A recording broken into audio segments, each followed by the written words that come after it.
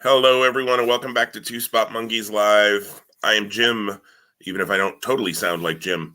Apologies for it's springtime. It's a head cold. It's not COVID, I promise. I'm joined as always by Tom. Tom, how you doing? Very well, thank you. It is so surprising. I know we talked about it last week, that we are flying through this month. I know we referenced it last week in connection to AEW Double or Nothing, but my, we're halfway through the month. It feels like it just started. It is. It's insane. I agree with you. Speaking of that, I meant to mention this, and I didn't mention it in the quick conversation we had before we clicked record. We missed last week. We kind of talked about it a little bit. That last week was episode 42, and we were waiting for episode 52, which would feel like a year because it was 52. Last week actually was 1 year since we restarted the podcast. So I have to say, 42 episodes in 52 weeks. We only missed 10 weeks out of the year. I don't think that's all that bad, actually, for the lives you and I both lead. And a couple of those came here, fairly recently. So, 42 out of 52. Hey, would people love for us to do 52 out of 52? I don't know, probably not. But depending on who you talk to. Right.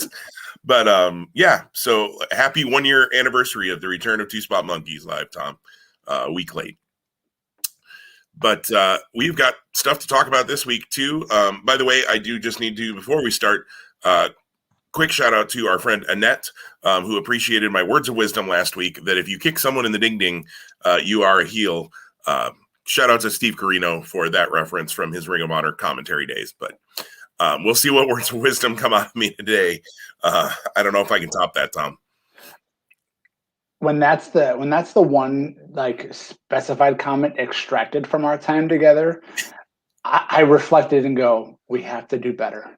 and that's not a shot at Annette. It's not a shot at us.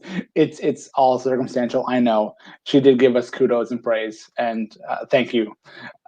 I just, I listened back to last week's episode as well, and because I want to do better every single week. So, let's go. Let's go. Mm-hmm. All right. Well, we wanted to talk first about AEW and some of the follow-up to Blood and Guts and their build here to Double or Nothing. We've both seen AEW from this week, so that'll be good conversation. Hopefully here coming, but we'll have a more full preview. Let's see, that'll be probably in 2 weeks when we're directly before the pay-per-view when we do our head-to-head picks and they flesh out the rest of the card, which I think we can see where some of that is headed. But Tom, we both had feelings about how Blood and Guts went last week. How did you feel they followed up, especially the Blood and Guts match, the Pinnacle and the Inner Circle? That's a great way to start, because I was very strong in my feelings about thinking, and I don't know that I verbalized it here, but I know I posted it in the group that we're a part of as part of kind of an ongoing discussion and kind of reflecting on that event and that match. I didn't want to see Jericho for a long time. When you take that type of spill off the cage, and it's more than a spill, that fall, traumatic event. You're sounding like MJF there that, Jericho had a little trip. I didn't want to see Jericho back right away. And there he is showing up on the Bubbly Mobile, if that's what it's being called. I forget even if they named it on Wednesday, to shoot Bubbly at the Pinnacle. And I also felt in that segment, I thought before the Inner Circle showed up on that device. It's not a device; it's a vehicle. It was like a gator with a trailer or something. Yeah, contraption. Yeah.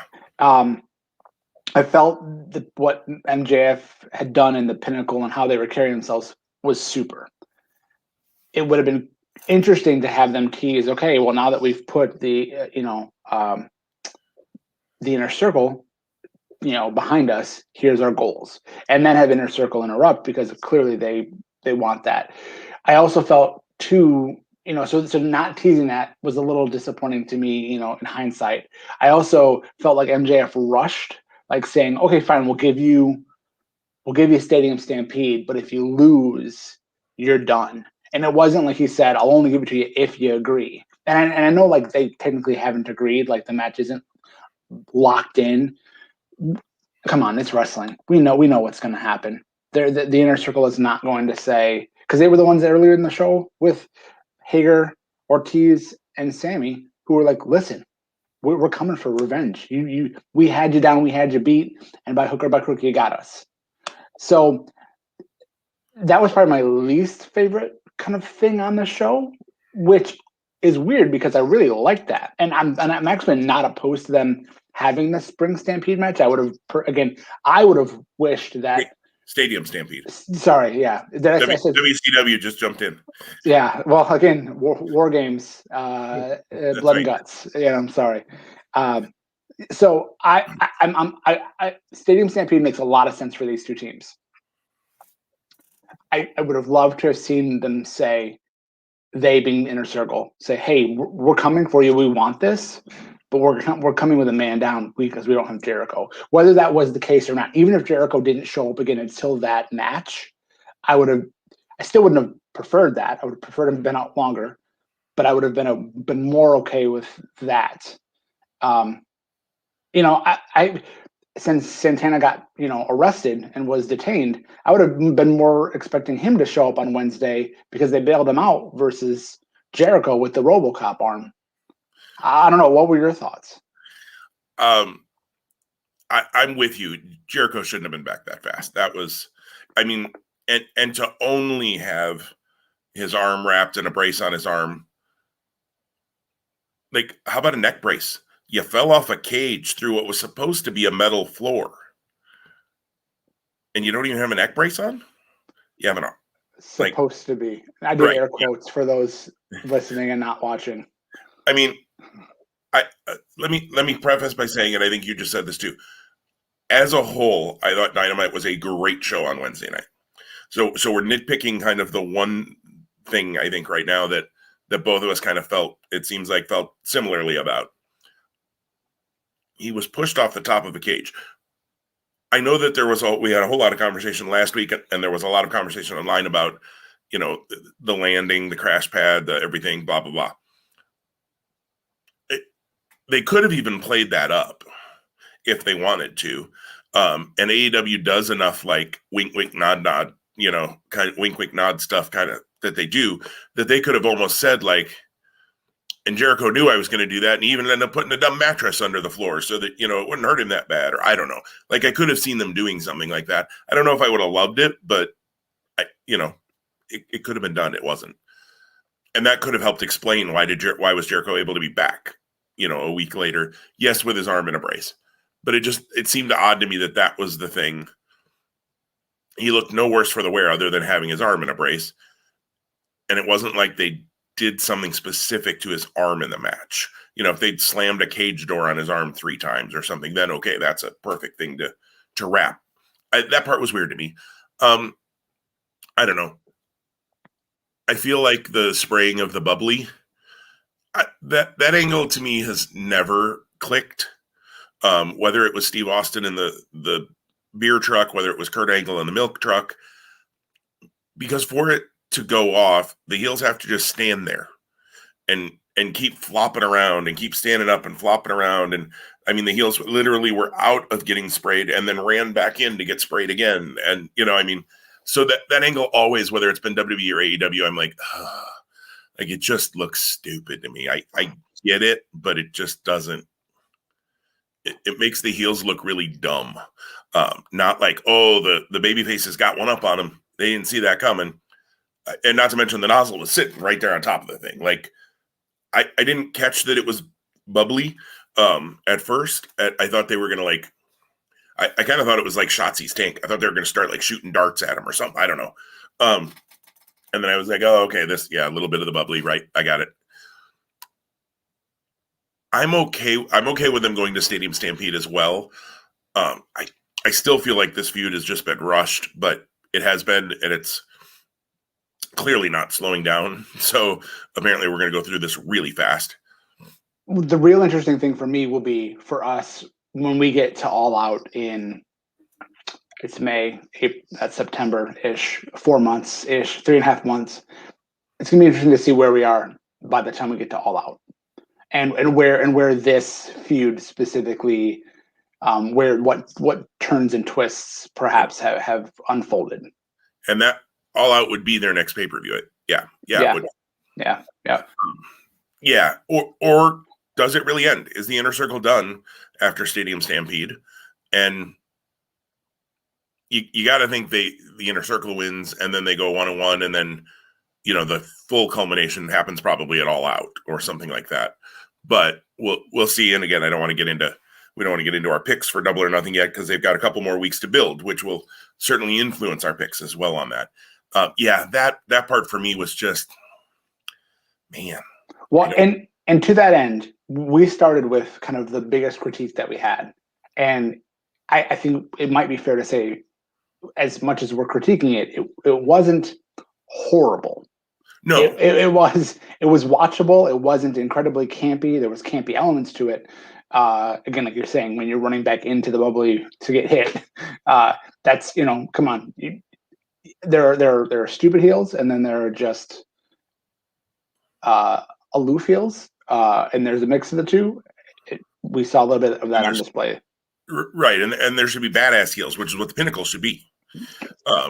Kip Sabian should be running back into getting sprayed. Somebody in that vein of a heel should be doing that, not the Pinnacle. And nothing against the Pinnacle guys. That's what they had to do. Like, if you're gonna, so you just don't do that angle is my thing. Not that they executed it poorly. I don't think you can execute it well. So, that being said, though, let's maybe go to some of the positives from the show, because there were plenty of them. I saw you post on the board that we're a part of that you thought maybe the first hour of the show was the best free hour of wrestling TV we've seen all year. And I still feel that way. Yeah, and as I knew we were going to get into this, and I was kind of wrestling with the thoughts in my head of, am I a victim, or is this a victim of recency bias? Am I like just promoting something because it's so fresh? But the more I think about it, that entire first hour, from opening up with Mox and Nagata, and Mox's entrance with Wild Thing, and that song, I never thought twice about it before, but like, it was so spot on for that moment. And then the match that they had was just a fight, and it was great, and I loved it. And then you go from there into SCU and the Young Bucks, which I think I want to talk a whole lot more about that and kind of elements of there, and then into Orange Cassidy and Pac, and it ended into the second hour, and so I'm not including the finish of that match in like saying, hey, that full first hour was the best, because I wasn't super huge on that finish. I get that it gets to the destination of the title match at Double or Nothing, but the work to that point, the back and forth, Pac and Orange Cassidy have really good chemistry. So I don't know, and again, and nothing against the second hour, but again, the second hour had that Pinnacle and Inner Circle angle. Thunder Rosa returned to the ring, and then the TNT title match, which, good grief, man, you talk about two guys with incredibly bright futures with kind of different trajectories in a way. Ethan Page and Scorpio Sky, right? But no, I agree with you. I thought the first hour was really, really strong. Moxley Nagata was exactly what I figured it would be, which is a war. And I agree. I liked that they used Wild Thing for his entrance music. Like, that was interesting. It was interesting, and it fit, and it worked, and was just kind of fun. So I thought they had a war with an expected result. There was a part of me that figured Kenta was going to get that U.S. title off of Moxley back when they did the whole thing was that February with NJPW Strong. Once they left it on Mox, it's not going to be Nagata. Not going to be Nagata. But that was really good. What did you think? The other thing in the first hour that happened was the Cody Rhodes announcement, which led to what you and I both expected, I think, last week of Cody and Anthony Ogogo. So for me, the American thing at the beginning was a little wonky. Like I almost think he stumbled on some words, maybe, because I don't know. It was a little strange, and then of course he had to bring up that they're having a baby, which I get. He's proud of and he's excited for, but I don't necessarily need it every single time on the wrestling show because, I mean, the baby's not going to be a character on the wrestling show, right? Well, I don't know. Maybe the baby will be. But I mean, they have a reality show that's going to be starting. So whether implied or not, I think there's crossover promotion by way of that. I mean, and again, as a first-time dad, he has every right to be right. And I don't mean to downplay that for Cody. I love that he talked about the fact that, there is the, 50 years ago, he and Brandy getting married would have been, a very taboo thing and that sort of thing. And that's all good and well. And hopefully we've come a long way as a country and we've got some more to go. We're not there yet, but nonetheless, this is not a political podcast. We try really hard not to get into that stuff here in this forum, but he's going to be the American dream. And I get it. Anthony Ogogo has been running down America. It kind of feels like, okay, Cody's played Sting for so long that now Cody wants to play Hulk Hogan.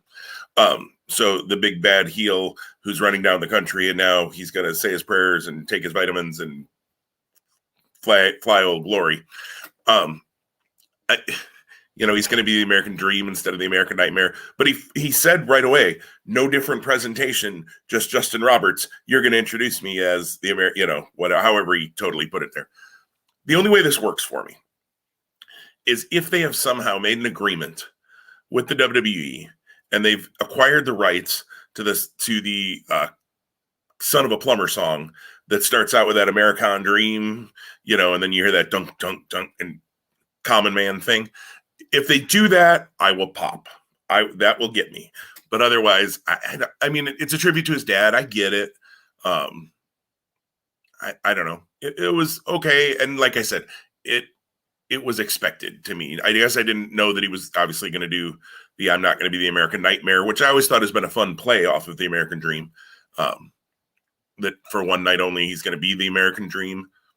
Oh, okay. I mean, that is what it is. Maybe, his tights are going to have polka dots. Let's be honest. That's going to happen. But it got where it needed to. But for me, that was okay. But tag match. Well, actually, let me let you respond to Cody first, and then let's go to the tag match. For sure. I default to feeling on a pretty regular basis that I think Cody Rhodes should be a heel. I think that he's more naturally fit for that role. And I think that it comes from how I saw him and how he presented himself in Ring of Honor. And I thought that was, that was like him, so the idea always is, who you are in pro wrestling is actually like really you, but like turned up to 10. So maybe what we're seeing with Cody, maybe what we saw on Wednesday is a true reflection of the person. It's not working for me. I appreciate and respect that he isn't forcing himself into the spotlight. That being said, you're also having a match with a former pro boxer, so that's going to draw eyes perhaps on your product that wouldn't. So can the argument be made that you are still putting yourself in the spotlight or at the top of the card? I don't know, and we don't need to dissect that entirely today. I thought the promo was fine. I thought, whenever Cody talks, it doesn't matter what the topic is. I think there's a lot of great passion. My wondering is this long-term thing. So clearly the Nightmare family and the factory isn't probably done, despite the fact that he beat QT Marshall 2 weeks ago. And we saw the shift to a go-go here. My other wondering is this baby's coming soon, and you'd have to think, I don't know, maybe not, that he'd want some time off, even though he's one of the EVPs. you would think he can do that stuff behind the scenes, that he wouldn't be traveling to shows, in the first couple months after the baby is born. So what type of angle takes him out if that's what happens? Does that happen at Double or Nothing? And does that put heat on the factory and specifically a Go-Go? And then Cody comes back at All Out in some capacity. Who knows? I don't. I mean, there's a lot of ways it can go, and I don't really know ultimately how I want to see it. I would wish to see it play out. I default automatically though to thinking and feeling that Cody in the role of a heel is maybe more of a fit in my eyes for him. That being said, if you were to say, okay, if he turns next Wednesday, Tom, where do you slot him and who do you slot him against? And I wouldn't have a good answer for you right now. I really thought he was going to end up turning heel and end up being the leader of their Four Horsemen, which in my eyes is the pinnacle. And I love that they didn't do that. Even though I agree with you, I think Cody comes off sometimes a little almost arrogant. He can come off as a really good guy too, but he's got a little. I mean, look, if you've reached the level of success that Cody and many others in the wrestling business have, there's some ego. You got some ego. That's the only way it works. And so I'm not trying to slam Cody in any way here. Look, Cody bet on himself a number of years ago, and that bet has been proven right tenfold as far as I'm concerned. And I have no doubt that the American Dream, Dusty Rhodes, is, super proud wherever he is, looking down on Cody and what Cody has done. Cody has helped make the connections that have brought the closest thing we've seen to any competition, quote unquote, for WWE since WCW. So kudos. And I'm not saying they're strong competition yet. They're doing well in the spot that they're in. They're not beating Raw, those kinds of things. Although Raw's numbers keep dropping, who knows? It could happen at some point. They're not consistently over 1 million viewers yet. They're getting there. They're popping it occasionally. But kudos to Cody for that. I agree with you, though, character-wise, I think he makes more sense as a heel, too. But he does, find his way into these spots. So we'll see what happens with the American Dream, Cody Rhodes, in a couple of weeks. And I'm already debating who I'm going to pick for that match. So, I've got 2 weeks to decide that, too. That tag match we talked about a little bit, or you talked about a little bit, really, I think a really good tag match, a result that I don't think was any question that it was probably going to happen. But what did you think of the match? And then what did you think of apparently the end of Kazarian and Daniels as a tag team? I love the match. And this is the perfect example, or one of the perfect examples, of when you add the right spot and the right mix of blood, a match goes from being very good to great or almost great. And I am still, and I was stunned by the volume of blood that Christopher Daniels was pouring out of himself. And I almost feel like they didn't do a good enough job of keeping a camera on him. That would have been one of those things where, as much as, and this has actually been on my mind, so I'm going to bring it up and then maybe we'll revisit it. The picture-in-picture has lately for me become frustrating. I don't enjoy it as much as I think I would like. I'll be honest, because I don't watch AEW live. I always watch it after, and with Sling, you can fast forward through commercials. I fast forward through the picture-in-picture, to be perfectly honest. Yeah, a lot of times I will too, but the times that I try to stay focused on a match, like in this match, for example, it was challenging for me. So maybe that's just me. Maybe I just have, low-grade ADHD, and I just can't focus. It's me too, and I do it on NXT as well. I mean, so it's not just AEW. Right. So I almost feel like not doing a picture-in-picture. I don't know what the value of picture-in-picture is looking to demonstrate or provide to the viewer. So that being said, I feel as if when Daniels rolled over after getting super kicked and then they realized he was bleeding, that, in my opinion, to tie this story together and make the emotion even stronger, doing a picture in picture of one camera on him on the floor as best they were able, right? Him, and arguably that was more blood on his end than we saw in all of Blood and Guts the week before. He was like a fire hose of blood. But I feel like that would have been appropriate because then you have the announcer saying, "Look at him, he's bleeding profusely. Sorry that this is graphic, folks, but we're showing you this because the careers of the SCU as a team are on the line here, and the titles are on the line. Like just one more emotional kind of way to get the viewer in. And I was already in by that point, but I think that could have just taken it one step further and had the action in picture number 1, and then Daniel's over here in picture 2 before finally what we had towards the end of that culmination. And those near falls and the being wobbly and not being able to hit the BME on the first attempt, all of those things were great. And the Young Bucks, my word, I don't know that I have ever hated the Young Bucks. I'm wearing their shirt today, and in honor of that match on Wednesday. For those seeing us on YouTube, I actually hate the Young Bucks right now. Like I hate them as heels. I love them as performers, but like their characters and the way they're presenting themselves and the way they're doing things, they make me want to see them get their butts kicked. So they know how to do the wrestling business. They're some of the best. And then the way the match ended and the look on Kazarian's face, and it was a little frustrating for me personally that they quickly went so fast to, oh my gosh, we've got breaking news in the back, and ended up being Mox and Kingston wrecking the Elite's dressing room. I feel like that could have waited to give Kazarian and Daniels their chance and their spotlight in the ring. So I felt like that was a missed opportunity.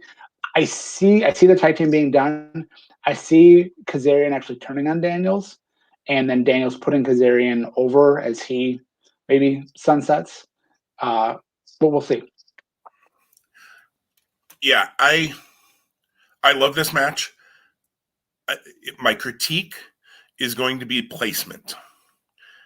I think Darby and Miro should have been in this spot, and I think this should have been the main event. Both matches were really, really strong.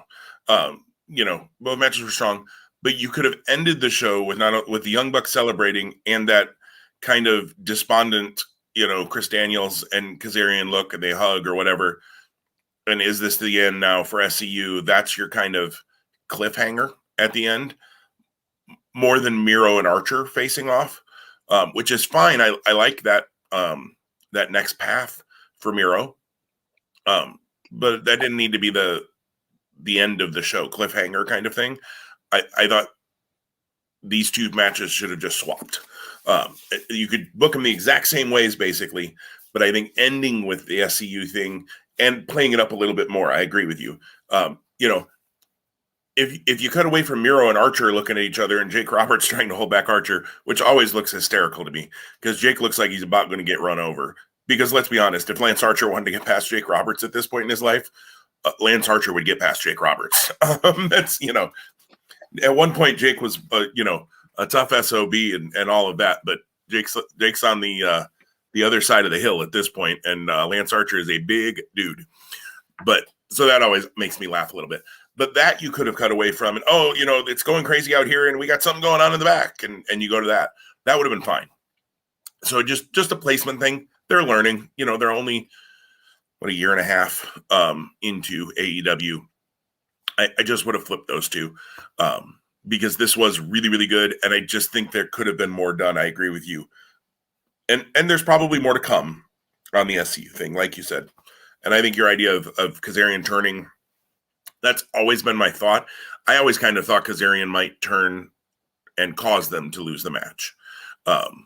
Not necessarily this match, but whatever match they would eventually lose, which makes sense that it would be a tag title match, that he would turn and cause them. So I'm glad they didn't do that. Let that happen after the fact. Let this be the match.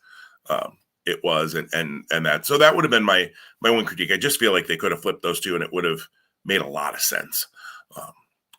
and not taken away from either match, which were both really, really good. Anything on Darby and Miro? I mean, the Darby, and I get, from the AEW side, to be fair, Darby Allin had been in the main event like 3 or 4 weeks in a row, and they had done really good ratings those weeks. So I understand why you put him in the main event, because it seems like the kid's a ratings draw at some level. I would assume the Bucks get good ratings though too, so I don't feel like you're hurting yourself to flip that. I'm not asking you to flip it to Chuck Taylor and Kip Sabian, as the main event or anything like that. Tells you where I put those two guys, I guess. But Darby Miro thoughts. Darby throws himself around in ways that I like Darby Allin, and I just want him to be okay. And he worries me. Without a doubt. I'm again thinking back to the angle with him being thrown down the concrete stairs the week prior, and the question of him even being able to compete this week, and then the brutalization from Miro before the bell even rings, and Paul Turner going, "Are you able to compete?" Or paraphrasing that perhaps, and then he goes, "Yes," and then they go, and he just gives his all. If there's a character in AEW that you just want to get behind, and I can't ever imagine Darby being anything other than a face for his entire career. I'm sure there's a way to turn him heel, but that guy is as sympathetic as it gets, and he does it in a way, I think, because you can feel his pain without like actually like and I wouldn't say he's overly expressive with his selling, but I feel like it's just the right amount, and the way that match unfolded, and he definitely was not squashed, and he stayed strong. You talk about fighting spirit. His fighting spirit was full on display. It's odd to me that they're going to use him and Sting to perhaps get Sky and Page over to the next level. I don't have a problem with that. I think it's interesting, and I will also say, like, Archer coming out to go face to face with Miro didn't make me say, "Oh, I went from really being high on the TNT title scene to eh." And again, nothing against Miro, because I'm actually super high on him. I think this was a proper coronation, and I think it builds from here. Is Archer the right fit? I think they're going to have some hoss battles. My concern with Archer is they've turned Archer into the guy, when you win a title, he's the first guy you beat. So I don't feel like there's any, like, Archer came out and I was like, oh, all right, they're going to beat the tar out of each other when they fight, so that'll be fun. But I wasn't feeling like there was any chance that Archer might beat him when it comes down to it, because Archer's just the guy you beat. And as Archer, and I know, and maybe I'm asking too old school of a question, but like, he was kind of nitpicking at Sting and Darby. Now he's going after Miro. So now is he a babyface again? Because he kind of was slanting heelish, and then now he's maybe just wants the TNT title and doesn't matter who has it. And that can be the motivation, and that's fine. It's a different way to look at it than normal. But give him the chance to say that if that's the case. Right, absolutely. I don't care who has it. I want that belt, or something. And Darby Allin doing the Jack Evans memorial. I shouldn't say memorial. It's not like Jack Evans is dead, but getting his head bent back to the back of his feet in the, I'm going to call it the accolade. I know that's probably not what they're going to call it. I don't know that they've given it a name in AEW. I missed it if they did. Game over? Game over? Is that what they were called? I'm thinking of a video game terminology. Okay. Well, true. He's flexible in ways that I don't believe my body has ever been flexible, even when I was a baby. Interesting you said that. My wife woke up this morning and she goes, "My hip hurts." And I go, "I'm sorry to hear that." And she goes, "Yeah." She goes, "I'm just not as flexible as I used to be. I wake up with things that are sore when they weren't 10 years ago." That's a sign of getting older. Getting old as hell. Well, I think we've anything else on AEW, Tom, before we move forward? Well, the only other thing which was interesting, in my opinion, is I was like, man, we haven't seen Christian Cage for a while. And then sure enough, he shows up backstage with Dasha and makes his claim for the Casino Battle Royal match that's going to happen. And good for Matt Sydal. I think he's going to, and I love that they did make the little like comments about last year's Battle Royal, and Christian Cage saying, "Oh, hope you don't slip up again." Yeah. Anybody think Matt Sydal's winning next week? I don't know. Anybody? So just for me, it seemed like, for the pomp and circumstances that was behind his debut, and then the couple of matches we've seen, it seemed pretty quiet recently. So no, I don't think someone like that can ever be forgotten about. That being said, if you're not focusing on him week after week after week, does that lessen perceived or actual value? I think he's a strong contender to win the Casino Royale Battle Royal and earn a shot.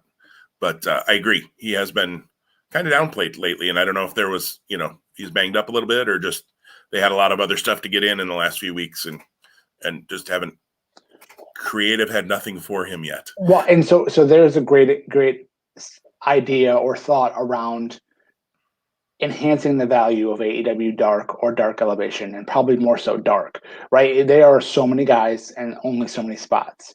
So, giving us, I don't know, I can't even make up the match off the top of my head because I hadn't thought about it before this topic came up. But Christian Cage in a spotlight match on, Dark would have kept him in the forefront of viewers' minds, or they could have at least done a hey, yesterday on Dark or early this week on Dark, here's what Christian Cage has been up to, among other people. And right, and it's not like there isn't a match between Dark and Dark Elevation that you could have swapped.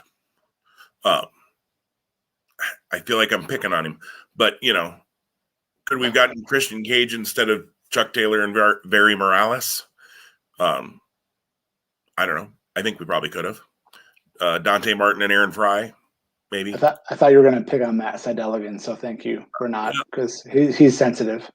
I don't want to hurt anybody's feelings, but we probably could have done without Matt Sydal and Manny Smith too. But anyways, who is Manny Smith? I don't even know because I don't watch Dark Elevation. Let's talk Ring of Honor just real quick, and then we're gonna move into our head-to-heads for WrestleMania Backlash. Still don't know why that pay-per-view had to change its name, but anyways, Ring of Honor. Tom, I know you didn't see the show this week, but you're aware of what happened on it. Kind of a newsworthy show, I think, this last week, in that Brian Johnson had his open challenge, which seemed to be answered by Danhausen at first, but then Danhausen brought out PCO, which seems to now be a new pairing moving forward. I gotta admit, let's start there. If you have any thoughts on it, I kind of like the idea of Danhausen and PCO. Yeah, I think it's two odd people that pair together to make something really interesting. Yeah, I mean, do I think they're future Ring of Honor tag team champions? Not unless it's for a short, haha run a little bit or something. Both guys are decent in their, I think Danhausen's actually more talented than we've been able to see so far. They haven't really given him a ton of matches. And he's got a quirky character, a quirky gimmick, I guess, for lack of a better word. I just heard a really interesting out-of-character interview with Donovan Danhausen, the guy who plays Danhausen, on Chris Van Vliet's podcast this week. So it's interesting to hear him talk through kind of how this character has developed and all of that over time, and how he got into Ring of Honor and all of those kinds of things. I kind of liked, and I know you didn't see it, so I don't know if you caught it, but PCO used kind of a mandible claw and then grabbed the top jaw too, and was trying to basically rip Brian Johnson's face apart. Wow. And in one of those, there's a small thing that made a connection. Ian Riccaboni goes, I think now we know how Danhausen gets his teeth. And I was like, it's kind of but I'm like, I mean, you're putting a backstory together that makes some sense now.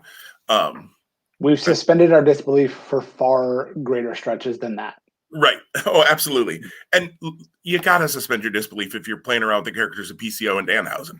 So, if you're going to hate on it, you're going to hate on it. But I don't know. It's fun for me. And because Ring of Honor is so pure wrestling based and all of those kinds of things, I think there's a place for a let me up kind of character, like a Danhausen or a PCO, something to be a little lighter in between and give you a chance to go, whew, and then get ready for the next big match. I'm thinking of it from a live event kind of standpoint.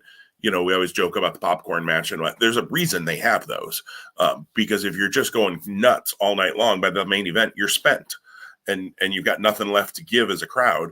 So you got to have those matches to just kind of go, oh, okay, this is not as intense as the Foundation and La Facción Ingobernables or something like that. So I think there's a place for it. The Briscoes, had their match with EC3 and Flip Gordon, and I still didn't care. But they continue on with that story. Anything you thought on what you read about Briscoes and EC3? My understanding was, again, Flip used underhanded tactics to get the win, and this was unbeknownst to EC3. So yeah, that's clearly something that they're building in the storyline that they're telling. Yeah, and I think they're building towards an EC3 Flip match here at some point as well, because while they worked together at one point and they got put together in this tag team, and they were very clear that neither of them asked to team together. Ring of Honor put them together in this match. I think they're building there, which I like EC3, so I guess okay. I've been pretty clear on my feelings on the other guy. And then Angelina Love and Quinn McKay. I know you haven't seen it, Tom. I have to say, look, I've made my admiration for Quinn McKay known before, but really putting that aside, having nothing to do with being an attractive person or whatever, all of those things. I think she's super talented as a host and as a backstage interviewer. I think she does a really, really good job. So that is a lot of my admiration for Quinn McKay as a person and a character. She more than held her own in this match. Again, I listened to an interview. I've been in my car a little bit this week, and listened to an interview she did with Jason Powell on the Pro Wrestling .net, Pro Wrestling Boom podcast, from ProWrestling.net. And she had only before this match has only had 10 independent wrestling matches. I knew she had an independent wrestling career before. I didn't realize it was quite so short. And I have not seen any of those matches. I haven't tried to seek them out. I'm sure a few of them are on YouTube or somewhere, but I've seen some pictures people have put up of the gimmick she used to use, and she talked about it a little bit. But she more than held her own with Angelina, and this story is not done yet, clearly. So I think it'll be interesting to see if Quinn ends up in the women's title tournament or not. Angelina obviously now has a first-round bye in the women's title tournament, but they're building that tournament, I think, in an interesting way. I have not been watching the women's matches on Wednesdays on YouTube. I wish they were on TV. We talked about this a couple weeks ago. But I think the fact that they're at least showing these matches on YouTube and then having Maria use that as a reason for her to invite women into the tournament, so they have to kind of earn their way into the tournament in some way. I think it's at least they're trying to tell a story. I wish they would do it on TV and not on YouTube, but Ring of Honor knows better than I, and they've done a lot of things through YouTube. So maybe they're getting enough of a response that they think it works. I don't know. Yeah. I know we talked about the viewership numbers on AEW's YouTube kind of outlets last week. There's got to be something there, and more so if they're monetizing it and they're getting more eyes and they're getting more return on investment. That's got to be happening. So again, I think there's more to come. They clearly didn't tape the women's summer stuff with the last bubble that just happened this week. There was another Ring of Honor bubble. You'd have to think that's the bubble that leads up to or includes Best in the World. If we're even getting Best in the World, I would have thought we would have heard that by now. I don't know. We'll see. And perhaps the women's idea is that it's going to be in July. And I thought maybe that isn't the case from the start. So yeah, and that could be. It would have made sense to me to run it if they could have and ended it at Best in the World, but maybe you run it and end it at whatever their early fall pay-per-view is. I can't even think what they would Glory by Honor. Death Before Dishonor. Death Before Dishonor. Maybe you do that. That could very well be. I almost wonder if they didn't announce Best in the World. Maybe we'll get it in the next week or so. If they did tape it, with this bubble that they just did, which would make sense. I almost wonder if they didn't announce it because they wanted to make sure they could deliver make sure there wasn't an outbreak, make sure there wasn't. I don't know. It was a thought I had when I saw they were in the bubble, like, oh, maybe we'll get that announcement. Because, yeah, usually that's June. So you would think they'd at least announce the date, and now this taping would build to it and then culminate with it, we would think. But we'll see. All in all, another good show of Ring of Honor. They got a 6-man title match coming up this week. Shane Taylor Promotions against Primal Fear, who I know has had some YouTube matches. I have not seen Primal Fear yet. So I'll be interested to check that out if I get a chance next week as well. But I think the big takeaway there is we talked last week. Where has STP been? Here they are. They're coming. They're coming right back with the title defense this weekend. So, thanks for listening, Ring of Honor. I know that your bubble has been well planned out, but you're listening to us, and we appreciate that. And thanks for delivering. So Jim and I will continue to tune in. Two Spot Monkeys Live, the official podcast of the Ring of Honor bubble. Yeah, we're not. We're not. That's not it. All right. Well, now let's get into what, I guess the main event of what we're here for this week, which is our head-to-head picks. Tom, do you have the current standings? I do. Okay. Yes. So it's been a while. Yeah. We've not made picks since the busy week that was WrestleMania week, which included TakeOver Stand and Deliver and WrestleMania Night 1 and 2. Following all of those events, the standings are Tom 54-18, Jim 51-21. So a 3-match difference in the standings as we enter WrestleMania Backlash. That will never sound right to me. It won't. Yeah, it's hard for me to say. Like, why not just leave it Backlash? I don't. We could go on about that, but I think we both there's not a lot to say about it. Neither one of us get it. So it is what it is. So yeah, gonna try to mount a comeback. I kind of feel like there's not going to be a whole lot of differences on this show, but maybe there might be at least one or two where maybe I can make up some room. Maybe Tom will trip and pick somebody wrong. As not excited as I am to make these picks, just because I'm sorry, this is a stream of connectivity from episode to episode. I continue to be down on the WWE product. Collectively, there are bright spots, but there are also some really poor things, and I'm gonna commit to trying not to letting those anchor what we talk about in these picks here. We do have Double or Nothing in a couple weeks. That'll be actually probably a little bit more of an energetic, engaging conversation, and maybe some more diversity in our picks. And they've also announced In Your House, TakeOver In Your House 2021, not 2, but 2021. So they're running that back for the next TakeOver in June. So we've added an event that we didn't know for sure we would have. So couple more opportunities to have you close the gap, or for me, I hope to widen the gap. And here, and perhaps best in the world as well. We'll see. Yeah. Well, let's hope I can find a way to at least pick up a match here. But again, I don't know. We'll see what happens.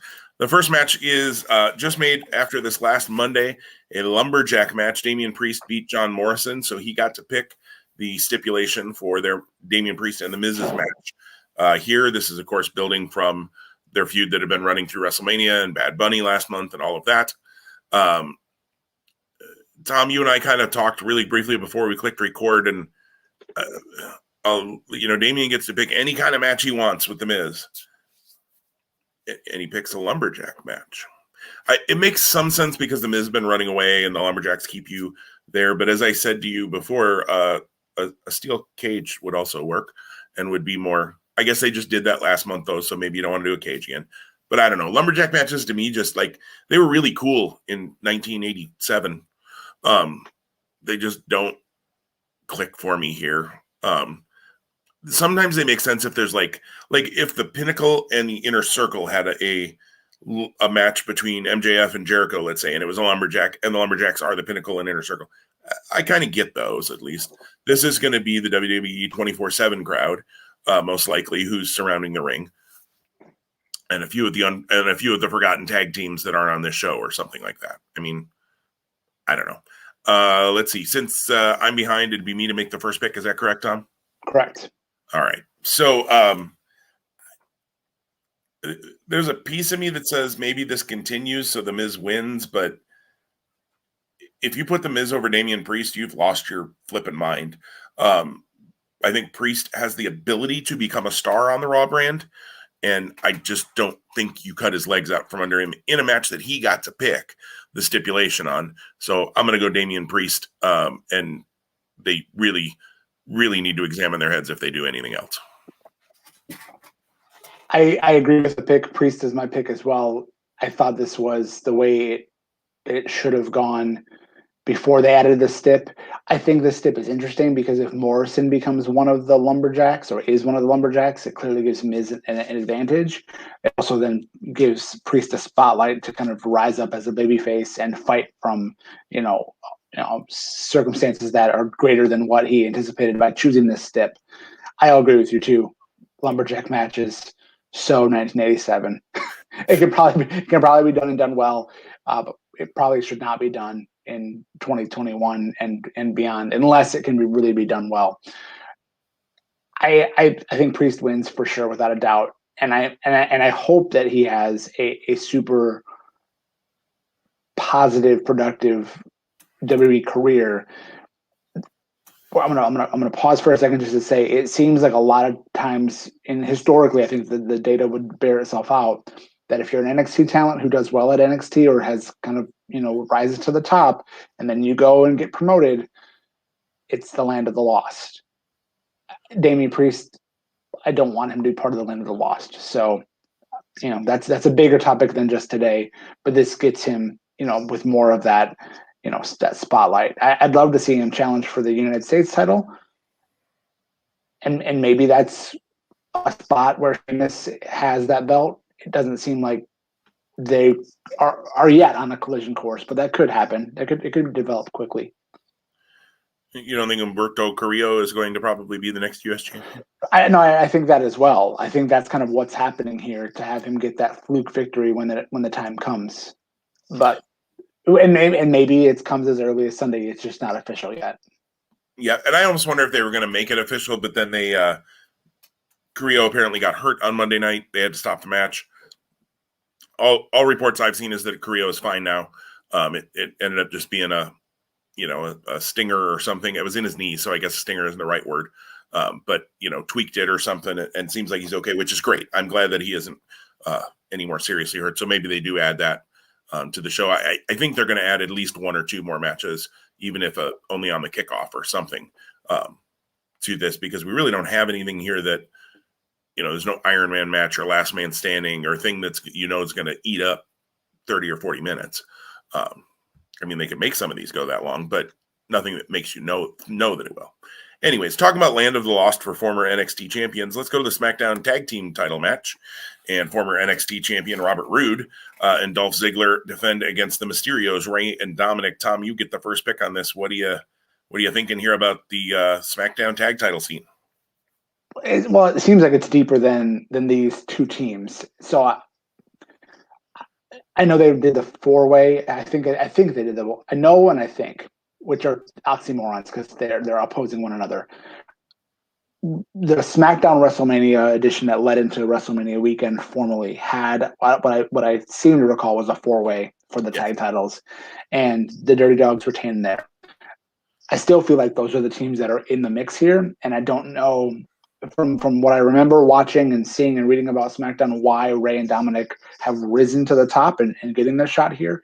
I know I saw something in writing either on the website, WWE's website, or on Twitter or Facebook, that it's the idea that it's the first ever father and son going for the tag team titles. And that's kind of the sell, or that's the gloss over this match. That's fine. And I think this is going to be a match. I think the Dirty Dogs are, sadly underrated and unfortunately slotted here because the people in creative can't be bothered to put them in better spots. And, I think when the story is written on Dolph Ziggler's career, there's going to be a lot to say about what could have been. If he had come up in a different era from what he did now, what could have been, and or does he at some point just say, hey, listen, I'm tired, because he had seen it a few years ago to be of the mindset of, I'm tired of this. I just need to go and be myself, be creative, do what I want to do in the ring. could AEW be a destination for Dolph Ziggler eventually? Again, that's the big mystery too. When will the big talent swap ever take place? And I'm thinking, and I mean, it's pretty not apples to apples, but like the Lex Luger showing up on one of the two shows from the other show, that's going to be kind of one of the things when you speak to this war, quote unquote war, or just this battle, this struggle for viewership, struggle for popularity, struggle for your place in the wrestling world. Didn't mean to digress there, but it ties back into Dolph Ziggler and Rude. I think this is truly the one match on this card for me that it is a pick'em, without a doubt. Like, it's literally the one match where I think I could flip a coin and go, okay, I'll go with that, or okay, I'll go with that. I'm going to lean and pick the Dirty Dogs here just to retain. I think there is money in this good story to tell if the father and son win the belts. But then what? And because I can't see the then what yet, it makes more sense to me to have the Dirty Dogs retain. I think the Profits need to get the belts back. That being said, I'm not, there's no, when we talk about wrestling, our kind of views on wrestling, having heels as the champs are always the way to go for a longer period of time, because then you have faces chasing them. Sadly, here in the SmackDown Tag Division, you've got pretty much two babyface tag teams, and that's it. It's this one and the Profits. So Dirty Dogs are my pick. Yeah, this is a pick 'em for me too. I expected the Dirty Dogs to lose the tag titles at the WrestleMania SmackDown, and I was wrong.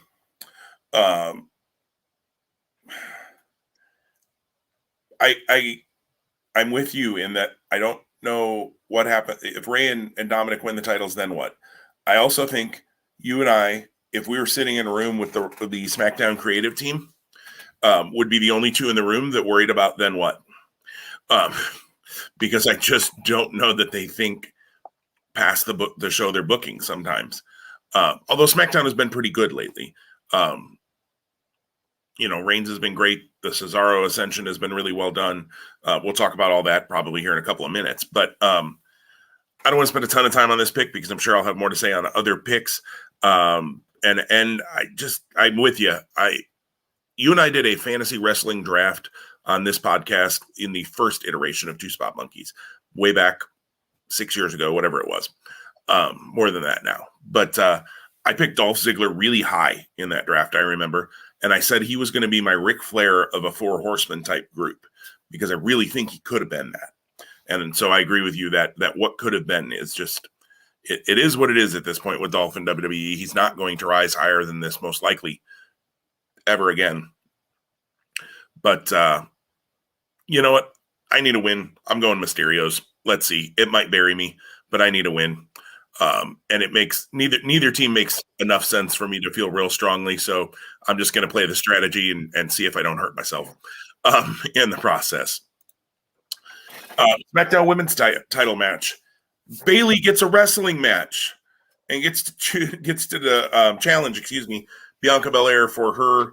I believe this will be first defense of her SmackDown Women's title. I don't think she's defended it on SmackDown yet.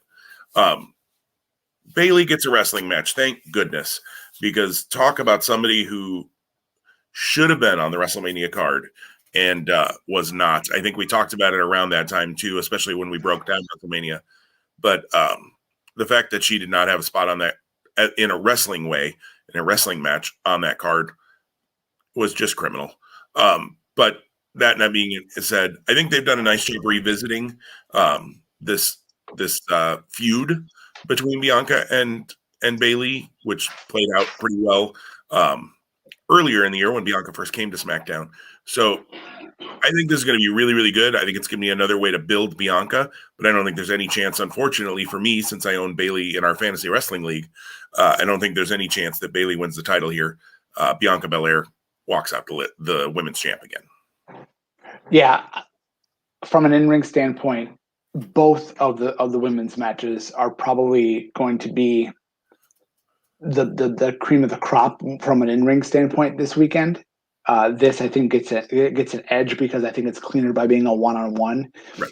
I am, to your point, excited to have Bayley back in the ring. and her character development over the last 15 months or so, 18 months or so, has been really, really good. Here's someone who, as a babyface, I thought she's going to be forever a babyface. She just fits the role perfectly. The balloon people, the confetti, the bright colors, the hair ribbons, whatever. And now here she is in this role, and it's so believable. So you go back to what I said earlier when I talked about AEW and Cody and who they are turned up to 10. Which one is Bailey? Which Bailey is the actual real human behind the name Bailey? I digress. Bianca is not losing the belt here. Bianca, I think, has a long sustained reign, unless they do a quick hot shot title switch to get her second reign, which, again, that's a other different podcast where we could talk about the value of title reigns. And they're certainly not the same in the last 2 decades as they were in the previous 2 decades. Bianca retains the title. Absolutely. We move into the Raw Women's title match, which you mentioned. Again, should be really good in the ring. And I agree. One-on-one is always just a little cleaner. It's a little tougher to have as strong a match in a triple threat, although we've seen it done. But the Raw Women's title triple threat match, Rhea Ripley defends against Asuka and the returned Charlotte Flair. Tom, what say you? Well, Rhea is a heel, I think. Asuka is definitely a baby face, and I'm fairly sure Rhea's a heel. I just can't totally tell. But that's therein lies part of the problem. Charlotte is definitely the heel, or definitely a heel with the way, and she's got Sonya Deville in her back pocket, it seems, or Sonya Deville is favoring her in some way. Here's what I dislike about the WWE Raw product specifically, and it takes place in this match and it takes place in the other 3-way. And also, I didn't just realize this, but it's dawning on me as we're talking. Why in the world are we doing 2 3-ways? Because it's sloppy booking. Oh, it is. Give us a round robin. And then you flesh out the reason for having a card, and you would add what, 2 more matches? And again, it doesn't have to be both, but like if you did, hey, these are the 3 contenders. One of them is the champion. We're going to do a round robin at the end of the night. Whoever has the most, wins, points, whatever. And you don't have to. You can be creative in your booking around that. Again, 2 guys who've never booked pro wrestling, have never made a dime off of pro wrestling. I think that's a great idea. So WWE, call me. Bruce Pritchard, call me. Yeah, right. My pick is going to be Rhea to retain it, but I'm not incredibly confident. I know I can definitely say I know Asuka's not coming out of this with the title. And if she does, I'll be eating crow next week when we do a recap. It's too early, in my opinion, for Rhea to lose the title. And I also think, even though I think Charlotte could come out with the belt, I think it's too early to give Charlotte the title win here and having her take it from Rhea, even if she weren't to pin Rhea, even if Rhea had a way where Asuka takes the pinfall, Charlotte becomes the champion, Rhea has an issue, you've not positioned Rhea as a babyface. So that doesn't make a lot of sense. Unless the idea is to turn her this weekend and change that dynamic. I'm frustrated by this match, despite the fact that I think it's going to be really good in the ring. But I think Rhea winning and then Charlotte continuing to have a gripe and then using the behind-the-scenes machinations with Sonya Deville to puppeteer what's going on continues the story and leads us to an eventual Rhea versus Charlotte match, which, again, going back to a year ago's WrestleMania, one of the best matches on the card. And I think they have the ability and the chemistry to reconvene and do that again. So I'm with you. If Asuka wins, I'm going to have a plate of crow to eat as well, because I don't think there's, unfortunately, I don't know if unfortunately is the right word. I like Asuka a lot. Asuka has had some really good reigns as champ. I think she has more reigns in her. I just don't think right now is the time with the stories they're telling.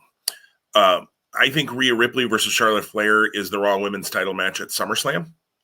So I think we're starting we're continuing whatever already has begun to get us there. So the question is, does Charlotte win the title and Rhea's trying to win it back at SummerSlam sometime between now and then, not necessarily in this match, or is, Rhea still the champ and Charlotte wins the title at SummerSlam? I think either path is possible. Part of me, here again, I own Charlotte Flair in our fantasy wrestling league. So, strictly on that side, I hope Charlotte Flair wins this match. For that reason, I would love to go back and look at all of our picks this year and see how many people you've owned in that league and how they've influenced, perhaps. And if that's the reason why we're separated by 3, I'm just making that up. Considering I'm in 8th out of 9th place in that league this year after dominating it for about the last 6 years, clearly, if that's what I'm doing, it's not working. So I got to pick better people.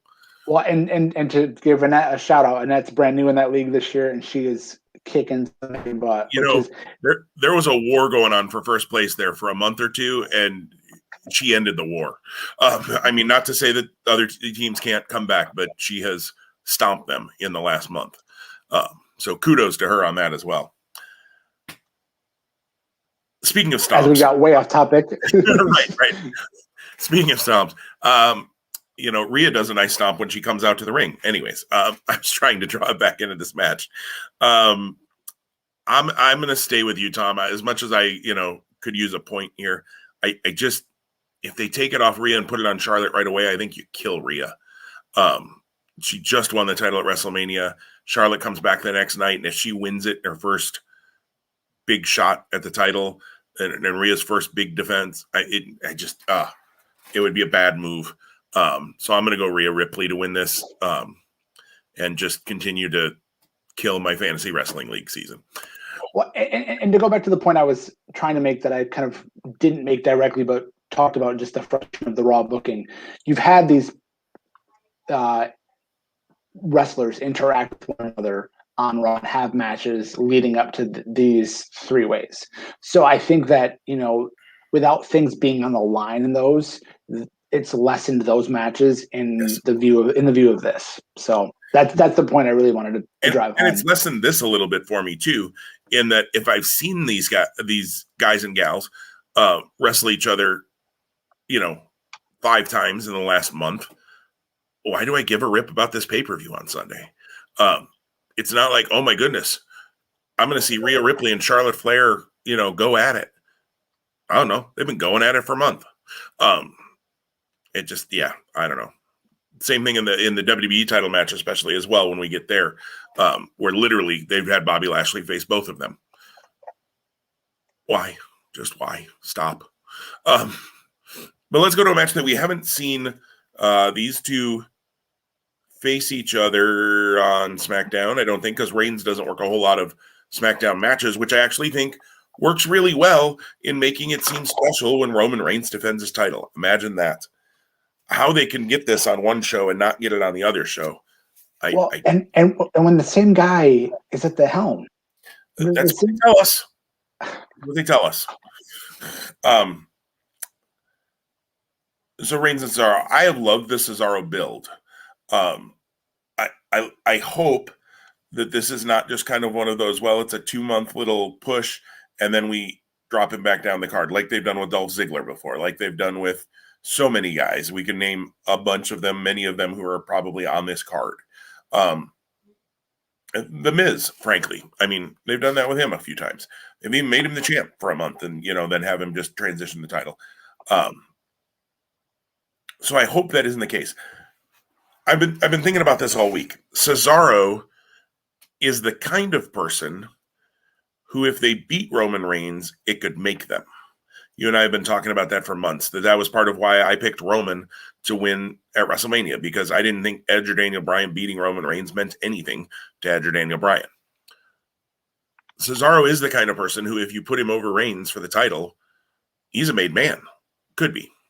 Cesaro is the kind of guy who I think could, down the road, if they want to do it, could be a Bryan Danielson-like, and I'm going to use that name and not Daniel Bryan because I mean from his Ring of Honor days, not his WWE days, champion who is just the best in the world kind of thing, and it doesn't matter who you put up against him. Tell a story, don't tell a story, doesn't matter. He's going to have a great match. Cesaro is that good. I love that they're finally figuring out after, 10 years probably of Cesaro, maybe a little bit less. They're finally figuring out what they got in this guy, and I just hope they're not doing it for a month or two to pop the fans, and then Cesaro's going to go back to, lower mid card stuff. That being said, if Cesaro is going to be the guy to beat Roman Reigns, and I'm not at all convinced that down the road he is, it's not at WrestleMania Backlash.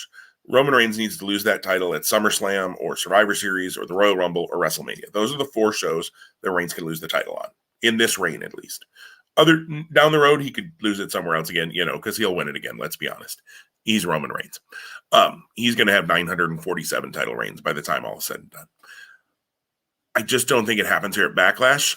I would love, as much as I want it to be Big E, I'd be okay with it being Cesaro if he's the guy. Either of those 2 guys, I think, have absolute star potential and could be made by beating Roman Reigns. It's just not happening at Backlash or WrestleMania Backlash either. This match, I think, from an in-ring, save for the comment I made about the women's matches, is going to be fantastic. Yes. Cesaro is, and they've told a good story. They have. So, like, I think all of the elements for a destination viewing on display here, where I don't feel or even an ounce of that vibe towards the Raw. Let's just say the Raw title. It's not the Raw title. It's the World Heavyweight title. I agree with you on very much a lot of what you said. Cesaro needs to be in the mix for a long time. I hope that they have the ability to do that and keep him there. And I hope they don't see it as a short-term, piece. And again, if you book and you build guys strong, even if they move up and down the levels on the top of the card, that's a good thing, and that's a possibility too. I feel like Cesaro and Rollins isn't 100% over, even though Cesaro beat Rollins to get this title shot. So I think Seth Rollins getting involved makes a lot of sense here. There's some weird dynamic between Reigns and Rollins, with their history in the Shield that I think still, could be a fun story to tell. Not that Rollins goes for the title, but just kind of how they, wink and nod at one another, even though their paths are divergent. They still, until they do square off at some point, and maybe it's while Reigns is Universal Champion. Reigns wins. I think Cesaro looks incredibly strong. The other piece is Jimmy Uso just came back on SmackDown last week. He didn't acknowledge Roman as the head of the table or as the chief, and there's an issue there, and it allows Cesaro to get to attack Roman from behind. There's a lot going on. Again, not too much to keep track of, but again, I think emotional good connection and investments that you may want to tap into or see play out as a fan, and that gives you more oomph to watch this, even though I think that the outcome isn't really in doubt from the start. One thing I did want to share before we get to the final match is I was pulling up on cagematch.net and trying to look.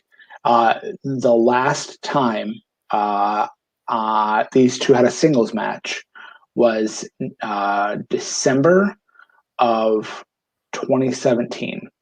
And Roman Reigns was Intercontinental Champion, and he defeated Cesaro on Raw. They fought in the ring. They've been in matches together. A lot of times it was Rollins and Reigns as part of the Shield against the Bar and some other kind of multi-man matches. But it's been 3.5 years since we've had a Cesaro Roman Reigns singles match. That's amazing, really, when you think about it. Yeah, I agree with you, though. On the guys' side of things, I mean, without any question, this is the match I'm looking forward to on the show. If I even get to see this show, Sunday's a little busy for me, and then the week gets busy as well. So I may not see this show. We'll see. But might depend on what I hear about it after the fact, too, whether I go back to see it. So, but that would be the one match on the guys' side. I think both of the women's matches are going to be very good. On the guys' side, this is honestly the only match I probably care to see. And interestingly enough, I think I have the time on Sunday. I don't know of any plans right now that would work against me watching this. I actually want to tune into Peacock and watch a live event because I haven't had the chance to do that yet. So even though I'm not incredibly amped for this show in general, there are bright spots in my opinion. I'm going to try to make a destination viewing on Sunday. See what happens. Yeah. Well, Tom, you get the first pick on the WWE title triple threat match: Bobby Lashley, Braun Strowman, Drew McIntyre. I know you are super excited that Braun Strowman could be in the main event. We'll see. Reigns and Cesaro could main event this show as well, and probably should, in all honesty. So I might have put these in the wrong order when I loaded this today, but this is the order we're doing it in. So Lashley, Strowman, and McIntyre. Make that Braun Strowman pick, Tom.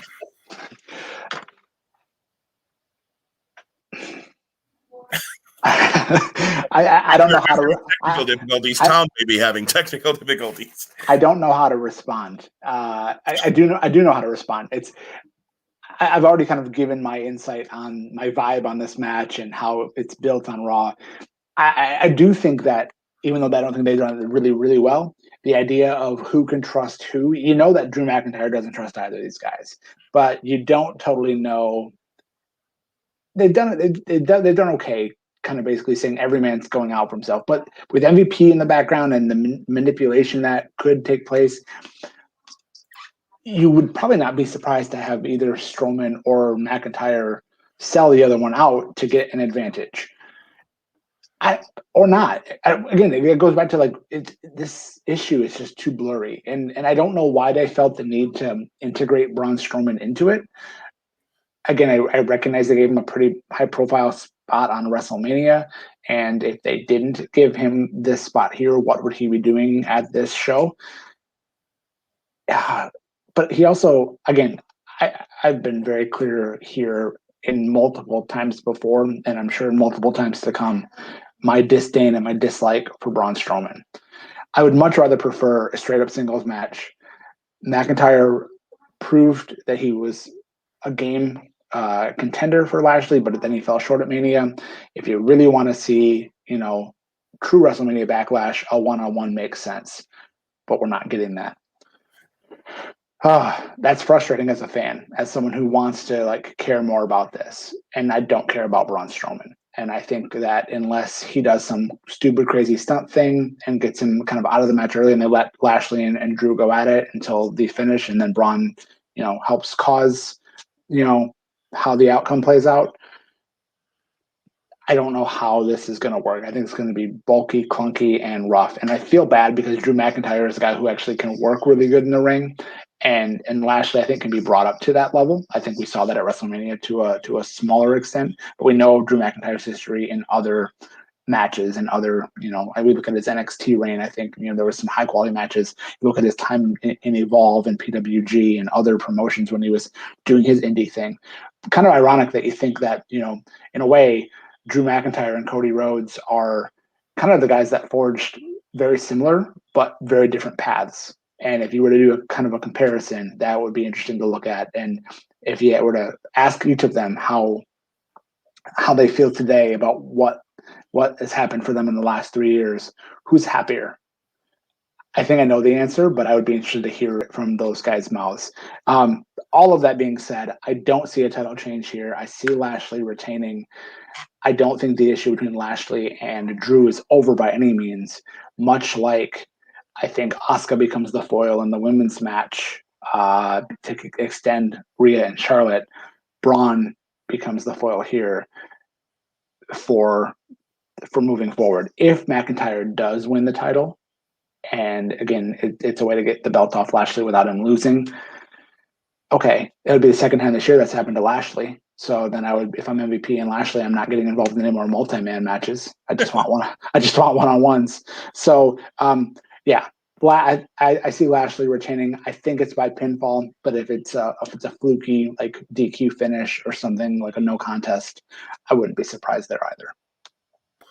Yeah, I agree with you that I see Braun taking the fall most likely in this match, extending the Lashley McIntyre thing, because I just don't know. McIntyre has said in an interview somewhere that he wouldn't mind kind of getting out of the title scene for a little bit. He thinks that might be good for WWE as a whole, for him to get out of the title scene, do something else.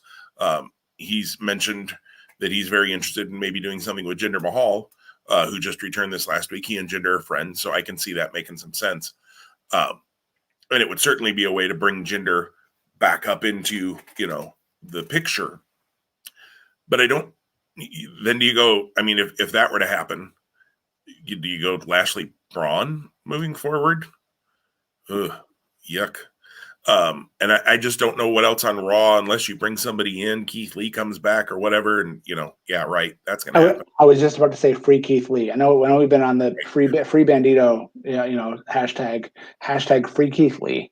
Absolutely. Hashtag find Keith Lee. I mean, not even free him, just find the guy first, and then let's worry about freeing him. Aleister Black's coming back on SmackDown, so obviously he's not going to come in here.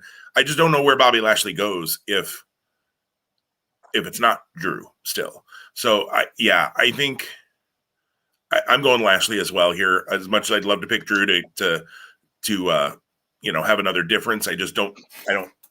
This doesn't feel enough of a pick 'em for me to go that direction here, and I can't necessarily afford the loss on the strategy side either, unless I feel like it's a worthwhile risk, like I did with the tag match. So I'm going to go Lashley. I think Lashley beats Strowman. Hopefully, we move Braun Strowman then on to feud with catering in the back somewhere that isn't on camera would be great. But yeah, and then I think you continue the Bobby Lashley Drew McIntyre thing probably for maybe one more month, and then by next month we should have a June WWE pay-per-view as well in our head-to-head. We didn't talk about that, which I assume is going to be Money in the Bank. Money in the Bank was in May last year, but things shifted around this year a little bit. So I would assume Money in the Bank is what's coming up next, probably in June. So maybe that helps. Maybe you get Lashley McIntyre there, and then they move on from that, and maybe the Money in the Bank match helps bring somebody up to that level. Maybe it's a Raw star that wins it or something. I don't know. Maybe Damian Priest wins Money in the Bank or something like that. I'm just throwing names around at this point. So to be sure, I believe our only difference is the SmackDown tag title match, Tom. That is correct. I have the Mysterios and you have Ziggler and Rude. Neither of us feeling super strong, so neither of us will be shocked when whoever gets that wrong. And the rest of us, we are the same. So WrestleMania Backlash this Sunday on Peacock. Check it out if you have subscribed. If you haven't subscribed to Peacock, I got to say, I mean, if you have no interest in WWE, obviously, whatever. But there is a lot of other good stuff out there, a lot of good movies, a lot of TV shows.